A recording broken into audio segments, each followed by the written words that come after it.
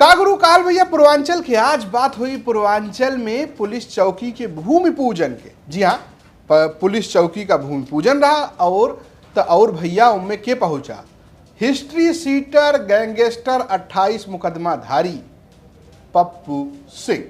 जी हाँ, पूर्वांचल की बात में आज बात करेंगे पप्पू सिंह की, जिनको लेकर सोशल मीडिया पर खूब हो हल्ला कटा हुआ है। पूर्वांचल का एक इलाका है, थोड़ा आगे चले जाइएगा तो विंध्याचल मिर्जापुर पड़ता है, गंगा नदी का किनारा है। वहीं पर एक पुलिस चौकी का भूमि पूजन था।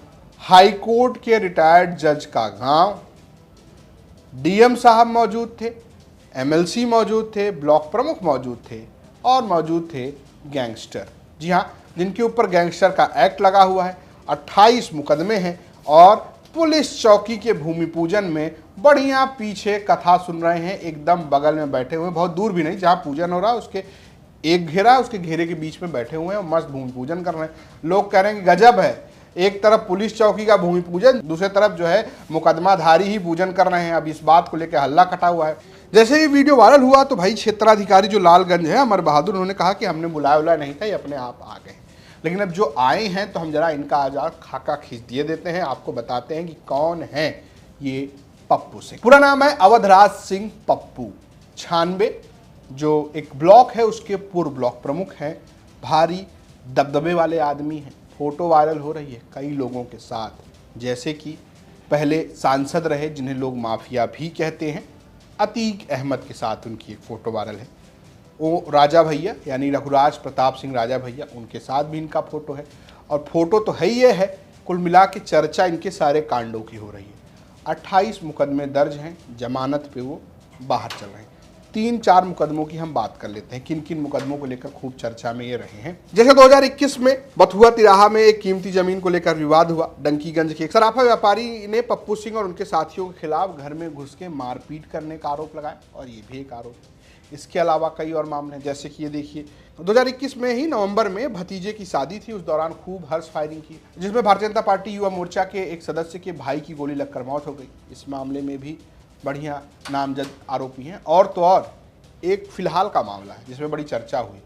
2 पासपोर्ट, वो भी एक उज्बेकिस्तान का पासपोर्ट, 2 आधार कार्ड, जाली लाइसेंस, बंदूक का लाइसेंस, इन सब के मामलों में भी अभी एक हाल फिलहाल में एफआईआर हुई है। एकदम बढ़िया चौचक जो है वो खूब किस्सा वायरल हुआ कि देखिए किस तरीके से पप्पू सिंह के ऊपर जो है वो फर्जी पासपोर्ट रखने का, फर्जी जाली आधार कार्ड रखने का मामला बना हुआ है।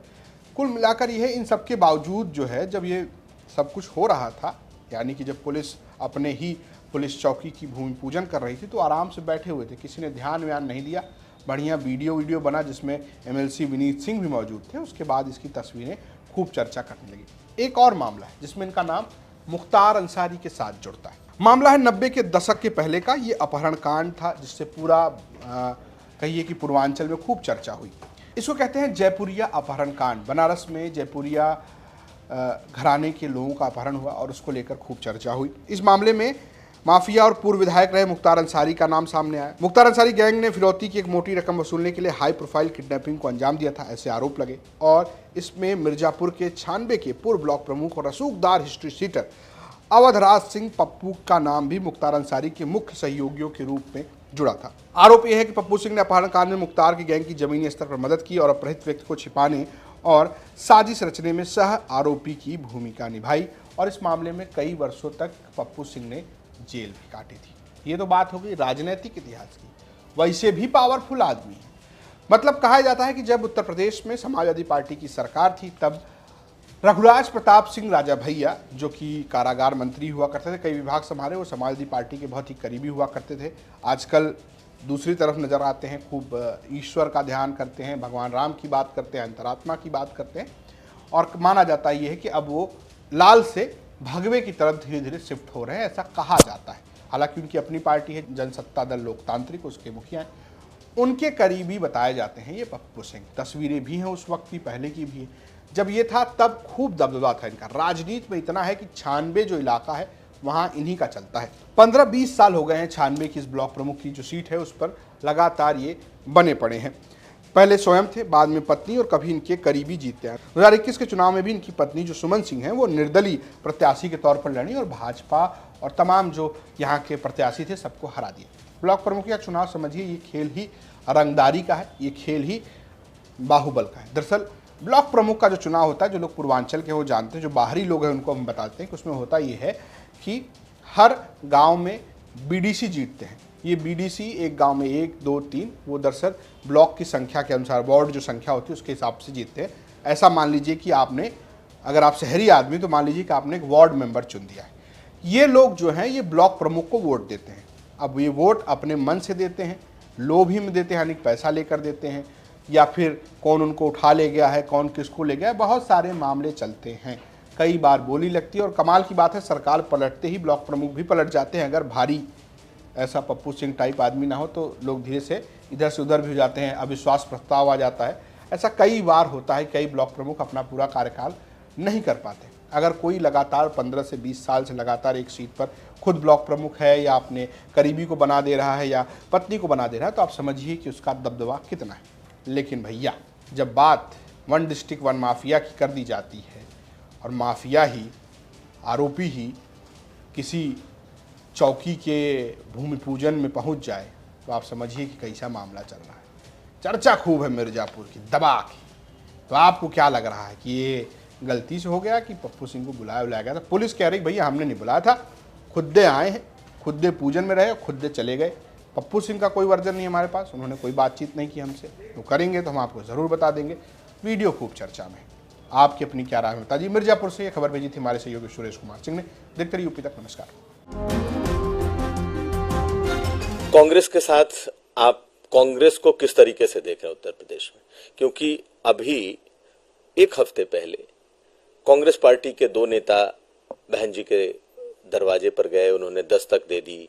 कांग्रेस पार्टी ने उससे अपना पल्ला झाड़ लिया, लेकिन ये अब कहा जा रहा है कि कांग्रेस पार्टी एक चाहती है कि कोई ना कोई दलित पार्टी, दलित चेहरा खास करके बसपा के साथ जाए। आपको लगता है, क्योंकि आपके भी कांग्रेस से संबंध रहे? नहीं, मैं दलित पार्टी नहीं हूँ, मैं दलित पार्टी नहीं हूँ। बीएसपी के लिए आप ऐसा कहना चाहते तो उनके नेताओं के सामने कहना, शायद वो जवाब आपको दे सकें। उन्होंने तो अपने नारे बदल लिया, लेकिन आप उससे दलित पार्टी का टैग नहीं हटा पाए। ये बड़ा चिंताजनक है। बहुजन से उन्होंने सर्जन कर दिया, बहुजन समाज के लोगों में, उनकी भावनाओं में, मनोबल में गिरावट आ गई, लेकिन वो फिर भी मुझे तकलीफ के साथ कहना पड़ेगा कि वो दलित नेता ही आप लोग उनको मानते रहे। ये बड़ा चिंताजनक है। आप खुद को दलित नेता नहीं मानते? आप कभी मुख्यमंत्री को ठाकुर नेता कह सकते हैं क्या? हिम्मत जुटा कहिए, तब मैं फिर मानूं कि आप, या XYZ जितने नेता, जैसे आप ब्रजेश पाठक जी से मिलेंगे तो उनसे कहीं आप ब्राह्मण नेता हैं, हालांकि वो ब्राह्मण सम्मेलन में जाते हैं। मैं तो नहीं जाता दलित सम्मेलन में, मैं तो बहुजन समाज के सम्मेलन में जाता हूं, लेकिन आप नहीं पूछ सकते हैं। लेकिन जो बात आपने कही कि भाई कांग्रेस के लोग, देखिए बड़ी नेता है वो, और जितना प्रोटोकॉल, जिस तरह का प्रोसीजर मैं समझता हूँ, समय लेके जाना चाहिए। जब समय मिल जाए तभी जाना चाहिए। हालांकि जिनके मन में आस्था वो जा सकते हैं, लेकिन मैंने कई बार समय लेने का प्रयास किया था, तो फिर ये कहा गया कि भाई जैसे औरों से मिलने जा सकते हैं तो वहां क्यों नहीं जा सकते। सत्य यही है कि समय लेना पड़ता है, और जब तक वो समय नहीं देंगे तो आप मिल नहीं सकते हैं। जैसे हमारी भी वार्ता हुई कि भाई आप किस दिन हम लोग बैठ के ब्रॉडकास्ट कर सकते हैं, तो सोचे कि अगर आप अचानक से आ जाओ और मैं बिजी हूँ या मैं कहीं यहाँ नहीं हूँ तो आपका भी समय खराब होगा, और एक मन में ये भी होगा कि यार मैं गया, मेरा पैसा समय खराब हो गया, मैं मिल भी नहीं पाया, तो जो भावना है उनका भी अपमान होगा। तो ऐसे में समय लेके जाना चाहिए। बड़ी नेता है वो, उनकी सुरक्षा और सब चीजें हैं।